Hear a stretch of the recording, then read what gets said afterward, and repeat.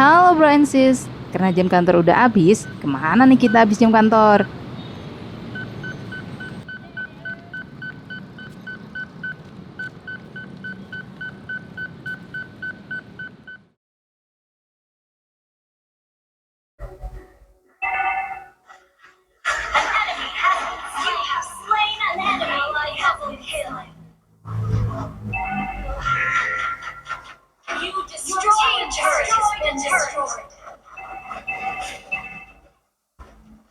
Your team destroyed a turret. Lord resurrecting soon.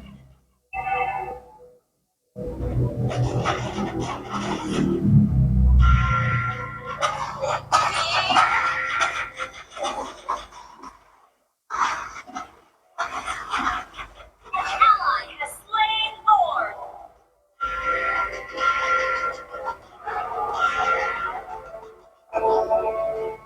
An ally has been slain.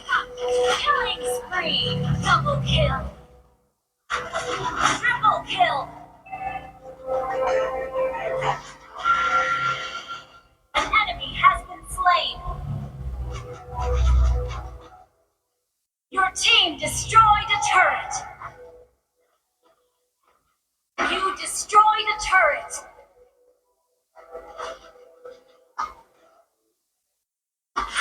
Monster kill. An ally has been slain. Double kill. Your team destroyed a turret. Your team destroyed a turret.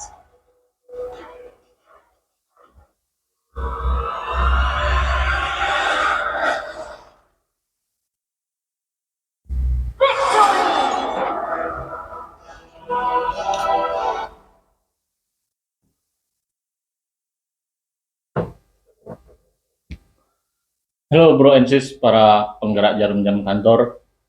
Ketemu lagi dengan saya, admin Abis Jam Kantor. Senang sekali pada kesempatan kali ini kita memiliki edisi spesial yang telah masuk playlist kita. Temanya yaitu yang lagi hot di kalangan kaula muda sekarang, yang menjadi perbincangan di sosial media di mana-mana. Yakni temanya adalah pacaran versus ta'aruf. Nah, ini enak mana? Enak pacaran apa enak ta'aruf? Ini tema yang sangat relate dengan kehidupan sosial ya, kehidupan yang ya belakangan kebetulan lagi menjadi perbincangan hangat ya.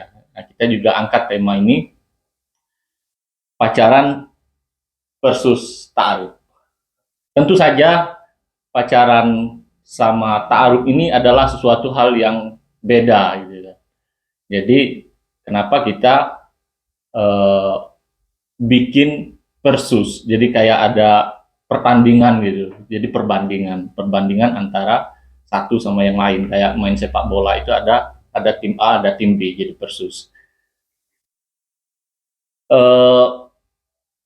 Saya dalam kesempatan kali ini tentu tidak akan membahas apa itu pacaran, apa itu ta'aruf, definisinya, baik pun definisi secara bahasa maupun istilah. Nah ini rumit kalau dirunut kan. Jadi definisi ta'aruf secara bahasa dan istilah, begitupun definisi pacaran secara bahasa dan istilah. Saya tidak akan membahas mengenai hal itu.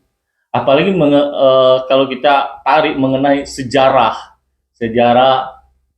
tentang pacaran dan sejarah tentang ta'aruf. Wah, ini bisa bukan lagi skripsi, ini lebih dari tesis kalau kita kupas ya, tentang sejarah, tentang definisi secara istilah, secara bahasa. Waduh. Tapi saya pada kesempatan yang baik ini lebih mengajak Bro and Sis berbincang mengenai hal-hal yang terjadi kepada kita atau terkait dengan pacaran dan ta'aruf dalam artian keseharian. Jadi hal-hal yang terjadi di dalam konteks keseharian kita. Jadi tidak membahas tentang definisi secara istilah dan bahasa, kemudian sejarah. Itu terlalu panjang dan rumit. Nah, saya disclaimer dulu bahwasanya channel Habis Jam Kantor ini sebenarnya memiliki beberapa squad ya, atau tim di dalam admin atau mimin kuli kalau kita sebutnya itu kan, admin kuli Habis Jam Kantor. Jadi ada beberapa orang. Nah, di admin beberapa orang ini ya seperti jarum jam kantor, ada jarum jamnya, mungkin ada jarum menitnya yang agak pendek dikit, apa agak panjang ya, agak panjang lalu jarum jarum menitnya. Ada jarum detiknya, kemudian ada jarum-jarum penunjuk angka atau hal lain lah gitu kan. Jarum yang mana lagi. Jadi intinya kita memiliki rekan-rekan lah di channel Habis Jam Kantor ini layaknya seperti jarum jam. Nah, di pacaran versus ta'aruf ini teman-teman admin Habis Jam Kantor sendiri sih ada yang memilih pacaran, ada beberapa orang. Begitupun dengan ta'aruf, ada yang memilih jalan ta'aruf. Nah, ini menjadi diskursus kita di internal. Tapi ada satu lagi menarik, ada yang tidak keduanya. Nah, ini jalan apa lagi nih? Tentu bukan jalan buntu ya. Ini ada jalan yang tidak ta'aruf dan tidak juga pacaran. Nanti akan kita senggol di akhir ini. Akhir sesi perbincangan kita. Jadi kalau kita lihat apa sih esensi dari orang pacaran sama ta'aruf itu? Kalau saya memandang persoalan ini adalah persoalan yang sebuah proses menuju jenjang yang lebih serius, lebih kalau bahasa aparat kepolisian atau aparat hukum lebih terukur, tindakan yang terukur gitu. Harusnya. Nah, ini suatu proses jembatan menuju jenjang yang serius dan lebih bagus jenjang serius itu akan naik kepada jenjang yang dieksekusi secara legal formal melalui adat dan syariat serta budaya, tercatat di dalam administrasi negara dan diakui masyarakat gitu. Nah, itu intinya pernikahan. Jadi mau itu pacaran, mau itu ta'aruf adalah suatu proses menuju ke jenjang yang lebih serius. Ya, kalau saya sih lebih menyukain itu ke jenjang pernikahan yang bersifat legal formal. Kalau kita tanya mengenai pacaran, dalih mereka apa sih untuk pacaran? Kalau kita tanya kepada orang yang melakukan pacaran, diskusi ya, saya juga diskusi sama teman admin Habis Jam Kantor ini. Lu dulu pacaran apa sih tujuannya?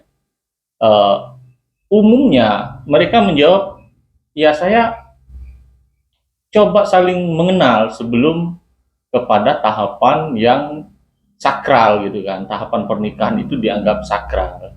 Jadi karena itu adalah proses yang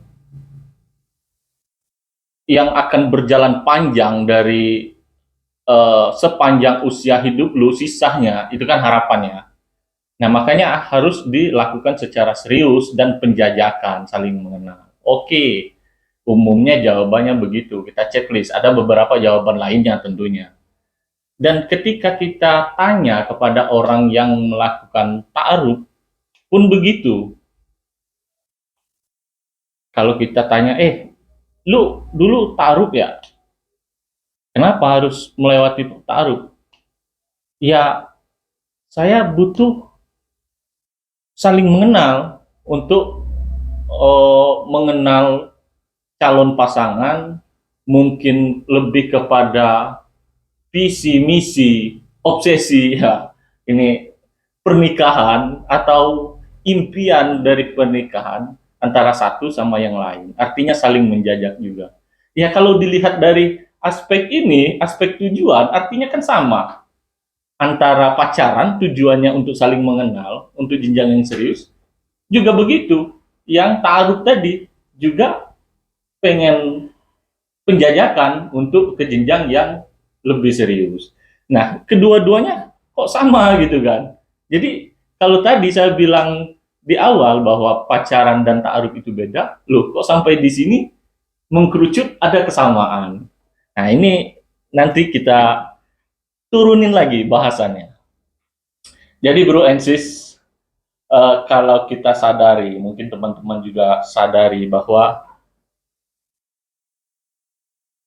kita itu, baik pun laki-laki yang dikenal dengan kaum Adam ataupun perempuan yang dikenal dengan kaum Hawa, ya, tentunya memiliki kodrat masing-masing. Yang kodrat itu given, yang diberikan oleh ilahi sejak kita lahir, bahwa ketika kamu terlahir sebagai laki-laki, kamu memiliki karakter.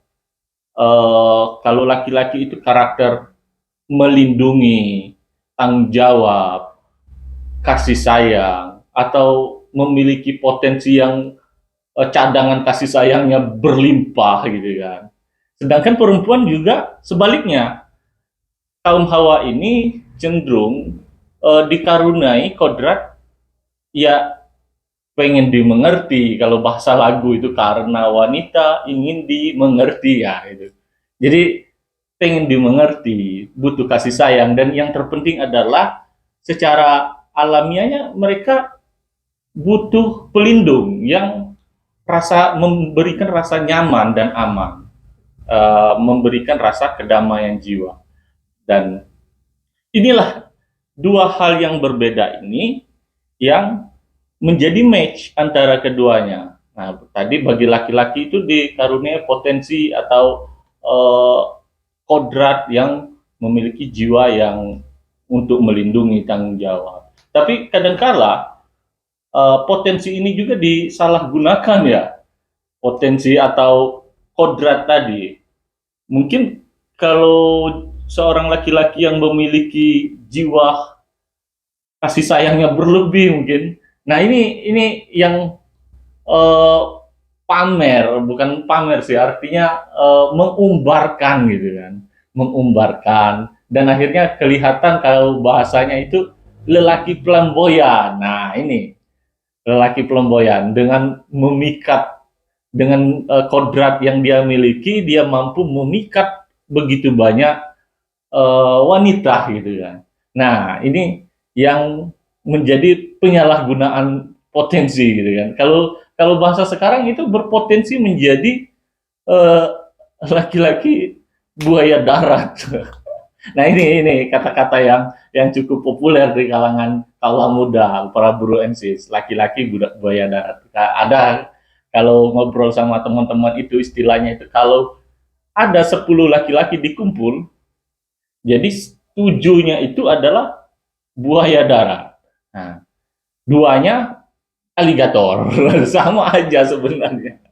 Nah, ini bahaya ini. Jadi penyalahgunaan kodrat. Ada juga kalau yang seorang laki-laki berjiwa tidak melindungi, ya mungkin bisa dikategorikan laki-laki kasar atau malah berbuat kasar kepada perempuan, main fisik gitu kan. Nah, ini sebenarnya sudah menyimpang dari kodrat, bisa kita bilang begitu. Karena kodratnya laki-laki itu kan untuk melindungi. Nah, kalau ada laki-laki yang tidak melindungi, nah itu penyelewengan kodrat, penyimpangan kodrat. Ya kalau kita lihat anak kecil aja ya, pada jati diri anak kecil, seorang anak kecil laki-laki, sebenarnya potensi untuk melindungi itu sudah ada. Jadi melindungi adiknya, melindungi itu tumbuh secara alamiah, naluriah yang berupa given dan kodratnya dikaruniai sebagai laki-laki untuk melindungi. Nah, kalau ada yang berbuat kasar tadi, artinya penyelewengan, penyalaan kodrat gitu. Nah, jadi tadi ya, kembali tadi bahwa laki-laki dan perempuan itu memiliki karakter yang atau kodrat yang berbeda-beda. Khususnya laki-laki itu memiliki yang lebih menonjol, memiliki jiwa melindungi dan memimpin. Kemudian perempuan itu ya butuh butuh kenyamanan untuk dilindungi. Nah, kedua hal ini sebenarnya matching yang saling dua kutub yang saling tarik menarik gitu kan. Akhirnya ketemu klop matching jadi sehingga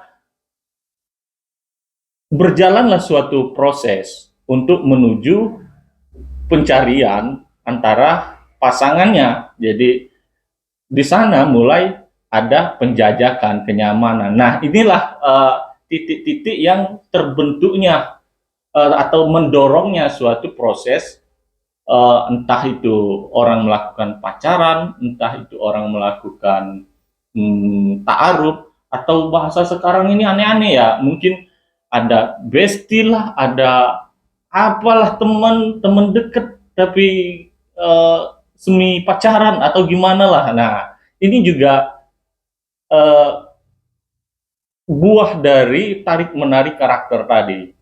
Ya untuk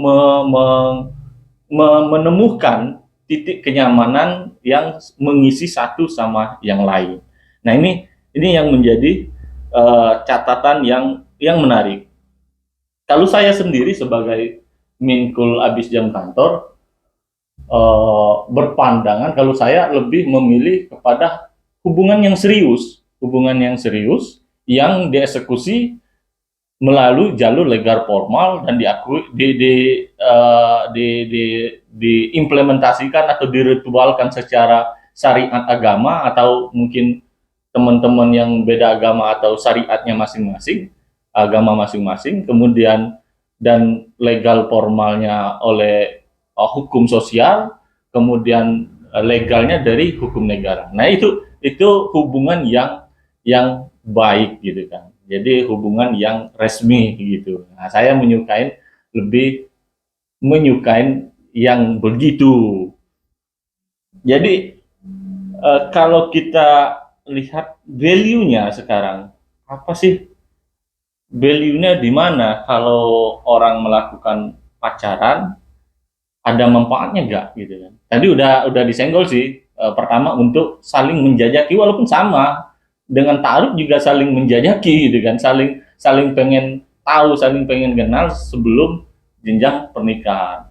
Walaupun beda antara taruh dan menikah, taruh dan pacaran, tapi pada prosesnya adalah proses penjajakan untuk menuju jenjang yang lebih serius, yang dalam budaya kita adalah jenjang dilegalkan dengan pernikahan. Tapi kalau budaya barat ya mungkin banyak ya, kalau kita baca berita dan kabar bahwa orang tinggal serumah sampai beranak pinak dan belum melakukan secara legal dan formal, belum diresmikan dalam sakral pernikahan. Nah, itu terjadi di dunia barat sana ya. Kalau kita megang budaya timur ya cenderung masih kondisi sosial kita belum menuju arah ke sana ya, cenderung masih hal yang tidak lumrah itu dilakukan. Jadi akan mendapat sorotan dari masyarakat dan lingkungan tetangga dan sebagainya ya. Kalau kita kembali tadi mengenai persoalan value, kalau orang melakukan pacaran, jadi bisa dibilang pacaran ini value-nya less value sih. Jadi sangat sedikit. Karena apa? Jadi pacaran itu tidak mempunyai target waktu. Kalau ditanya kepada para pelaku pacaran gitu kan, kenapa kamu pacaran? Atau alasannya apa gitu kan?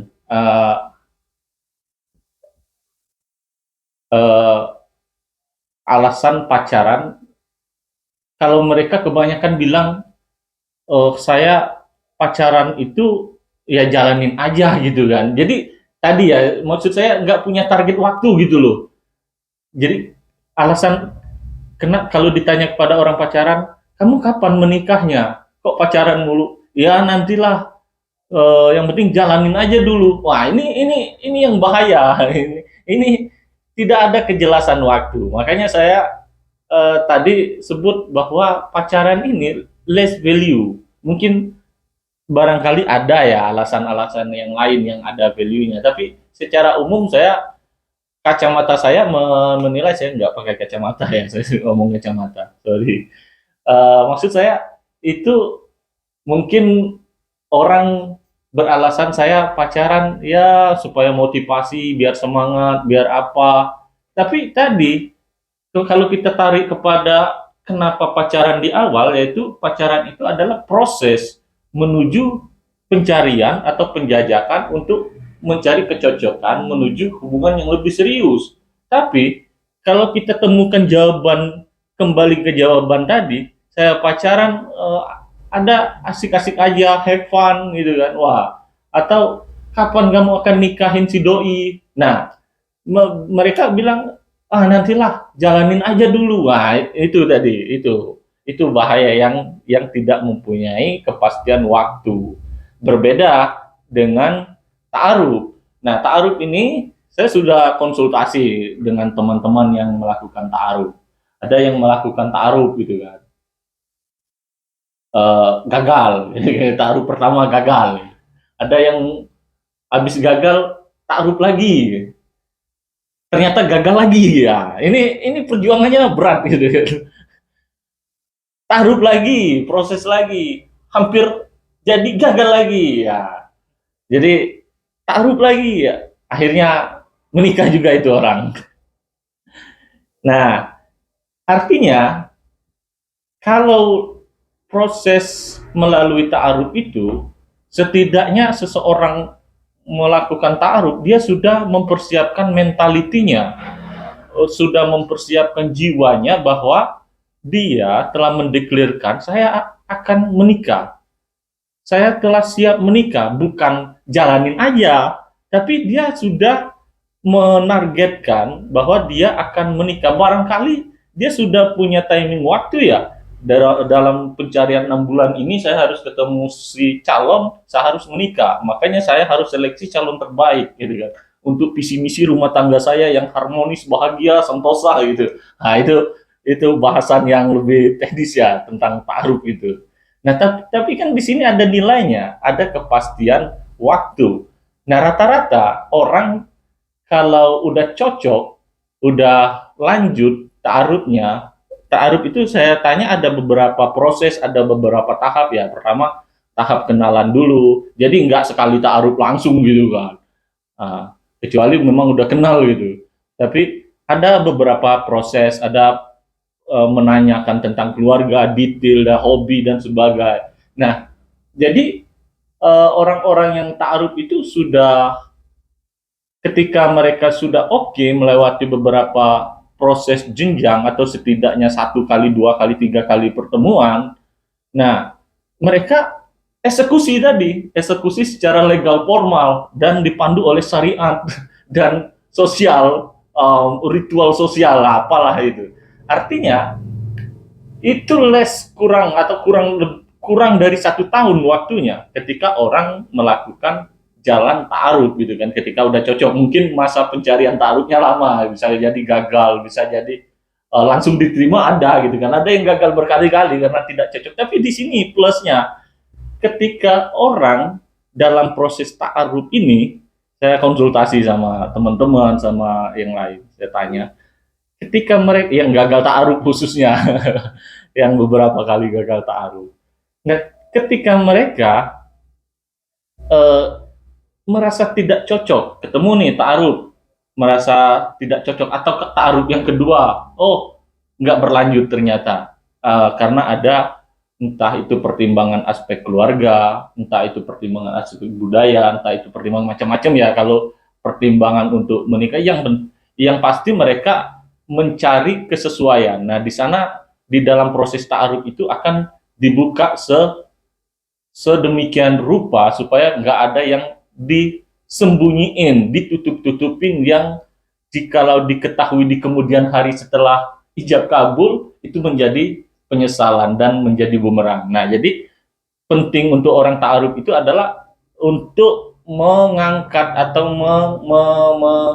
mengungkapkan sebelum sebelum ijab kabul itu, jadi pasangan harus dijawab semua apa yang dituntut dari si calon gitu kan.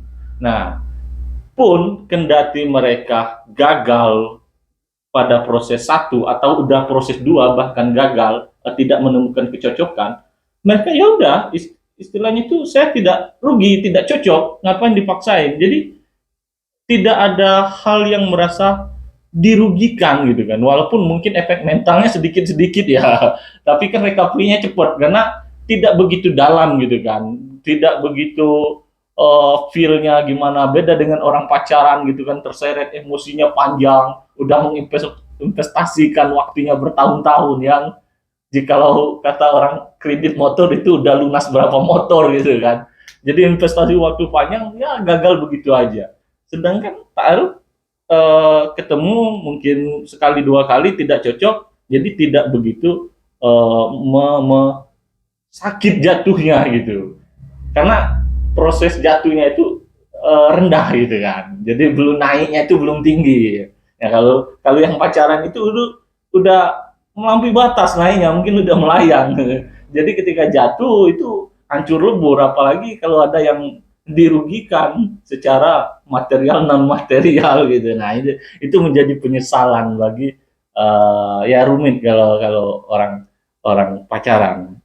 Itu kalau ditimbang dari aspek value-nya, nilainya. Jadi di sini kelihatan bahwa walaupun antara pacaran dan ta'aruf itu mempunyai tujuan yang sama, yaitu sama-sama menuju jenjang yang lebih serius atau jenjang pernikahan yang dieksekusi secara legal formal, tapi perbedaannya ada nilai value yang berbeda signifikan. Ada yang mempunyai kepastian waktu, ada yang tidak memiliki kepastian waktu. Yang tidak memiliki kepastian waktu tadi cenderung yang pacaran, jawabannya ya jalanin aja dulu. Wah, ini yang berat bos gitu, bro and sis.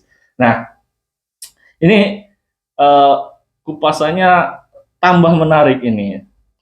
Jadi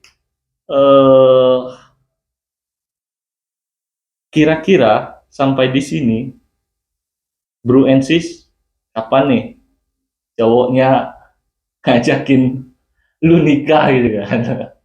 Ya kalau kalau cowoknya belum ngajak nikah ya kasih video ini gitu kan, biar saya melewati saya yang ceramain cowoknya.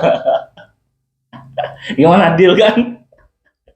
Ya, jadi ngomong-ngomong, kapan nih diajak nikah ya? Jangan digantung mulu, karena banyak yang menghambat atau menunda pernikahan itu alasannya banyak, bol, macam-macam tadi kan. Terutama bagi yang pacaran ya. Kalau yang nggak pacaran mungkin yang taruh mungkin mempersiapkan diri, mungkin belum siap finansial sehingga dia belum melakukan proses taruh. Ini lebih disoroti yang pacaran ya. Ketika ditanya kapan nikah gitu kan, nah mungkin alasannya belum siap mental gitu kan, belum siap finansial, belum siap ABCD. Nah ini terutama laki-laki ya, banyak pikirannya kan, karir, kerjaan kantor, tahu-tahu udah usia udah berapa. Nah ini. Nah, dan yang parahnya kalau pacaran ceweknya nunggu gitu kan. Ini kapan ini digantung. Nah, ini. Tapi ngomong-ngomong digantung, yang digantung sebenarnya bukan hanya perempuan saja, laki-laki juga banyak yang digantung gitu kan.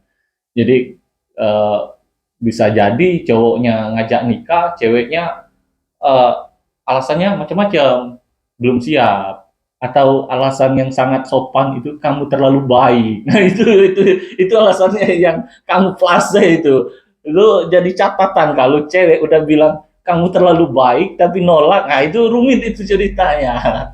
Nah ini digantung.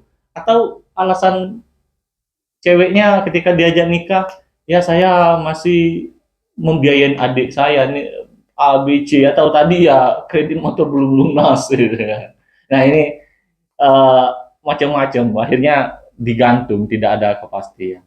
Nah, tapi kalau dipikir-pikir, menurut saya lebih banyak yang digantung itu cewek ketimbang cowok ya, pastinya.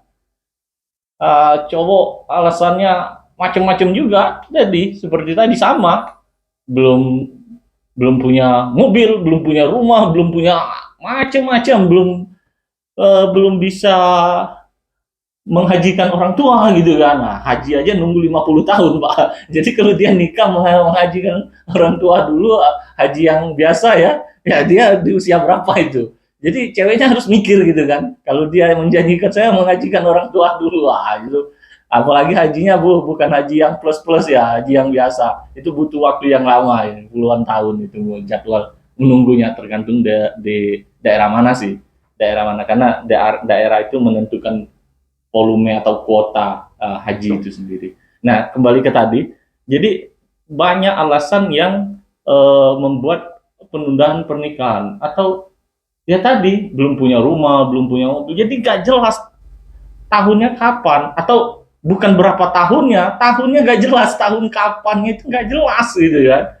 Jadi nggak ada target waktu. Kembali tadi, jalanin aja dulu bro, aduh bahaya, bahaya kayak apa main jalan-jalan. Nah, ini tadi menarik yang digantungin. Nah, saya mau kembali ke tadi. Tadi kan ada tiga saya omongin di awal, bahwa ada yang milih. Ini kejadian teman habis jam kantor ini, Amin habis jam kantor, yang kejadian ini, yang pilihan ketiga. Pertama tadi jalan ta'aruf, kedua jalan pacaran, yang ketiga tidak dua-duanya ini. Jadi begini ceritanya. Jadi teman admin habis jam kantor ini, dia sama-sama kerja lah di suatu perusahaan startup.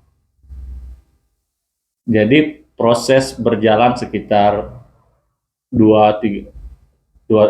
bulanan, 6 bulan, 7 bulan.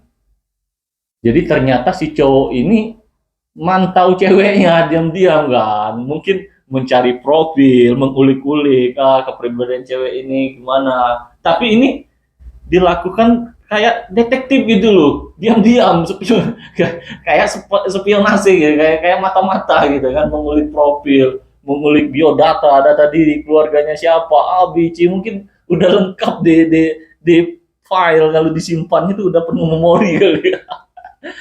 Nah, jadi diam-diam dia cari tahu itu cewek. Tapi dia tidak tembak, tidak ajak pacaran itu cewek, tapi dia curious, penasaran, dan tertarik sama itu cewek, tapi dia cari tahu dulu secara diam-diam, mungkin melalui temannya si cewek, atau ya itu hal-hal teknis lah ya. Mungkin kalau ada yang mau konsul lebih lanjut terkait spionase cewek, bisa ini nanti di DM aja, nanti saya sisi orangnya. Nah, singkat cerita, di kantornya dia melakukan aktivitas seperti biasa, dalam hal ya mungkin pertemuan, diskusi, rapat pun itu dia tidak pernah rapat berdua atau membahas pekerjaan berduaan begini, berdua. Dalam proses kerjaan aja tidak gitu kan. Tidak membahas secara berdua, apalagi boro-boro ngajak jalan pacaran gitu kan. Udah saya singgung tadi, tidak jalan pacaran dan tidak jalan ta'aruf. Jadi yang dia lakukan adalah, itu cewek bukan ditembak, mau nggak lu jadi pacar gue? Kagak gitu. Apa yang bikin cara dia? Dia bilang, lu mau nggak nikah sama gue? Cus. Edan. Mungkin kalau ceweknya nggak kuat mental, jantungan udah ambruk sana kan. Ini walaupun kenal ya satu kantor ya, mungkin secara kepribadian udah saling sedikit banyak tahu sama lain ya. Tapi kan kalau mengungkapkan begitu ya, pertama shock tentunya ya, kaget ya. Kedua spesial. Ketiga bisa jadi orang gila gitu. Tapi kan dia terdefinisi tidak gila gitu kan, normal, karena dia tentu udah saling mengenal kan. Kalau tidak kenal jelas dideteksi ini orang gila gitu kan, nggak kenal kok ngajak nikah gitu kan. Berhubung saling kenal, jadi kemungkinannya yang kedua gitu kan, spesial. Artinya si cowok ini, laki-laki ini benar-benar pengidola, pengagum, admire, gitu. Admire, apalah bahasa yang mewakili. Akhirnya ini, singkat ceritanya, jalan yang ditempuh adalah jalan langsung mengajak to the point, mengajak menikah gitu kan. Tapi dicari tahu dulu, diteliti dulu gitu. Nah, ini menarik, ini jalan yang ketiga gitu. Ini jadi tantangan juga bagi bro and sis, khususnya bagi para kaum bro gitu kan. Bagi teman-teman para penggerak jarum jam kantor, mungkin sekantor, bisa diulik-ulik dulu targetnya. On target, itu siap-siap gitu. Jadi butuh proses waktu. Kalau udah saatnya, udah siap mental, udah siap finansial mungkin untuk resepsi dan sebagainya, jangan sampai disikat orang. Telat, nyesal lu. Udah di lock itu target, ternyata pas dilihat lagi udah hilang.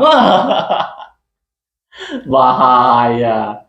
Nah, itu bahasan yang menarik. Jadi ada 3 tadi: pacaran, ta'aruf, atau